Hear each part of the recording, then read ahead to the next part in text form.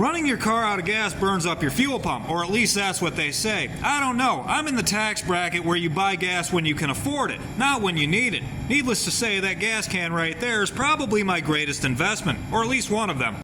Every time I do a video from the inside of one of my cars, I get a handful of comments telling me that my car's almost out of gas and I'm going to burn up my fuel pump. But trust me, unless you're in a position to give away money, I don't need your help. The relentless dinging has already alerted me to the fact that my truck's out of gas. As a matter of fact, I just put 10 bucks in this thing, and the needle didn't move. This will enrage some Toyota fans, but the only vehicle I own that ever needed a fuel pump is this 2007 Toyota FJ Cruiser. Two, actually. The first one just burned up. The second one was a $700 replacement that got broke when the gas tank straps rusted and the tank fell out.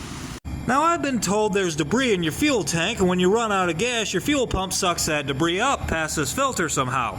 I don't think anything's getting past that filter. I've also been told that when you run out of gas, your fuel pump keeps running dry and eventually burns itself up. That's definitely not true with modern vehicles because they have driver modules that read the resistance of the motor. And when it warms up to a certain temperature, that resistance changes and the module knows to shut it down.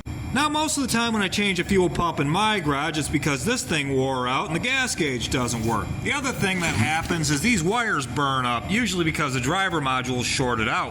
Less common, this little spring-loaded check valve goes bad and you get a long crank. But this, the fuel pump itself, rarely goes bad.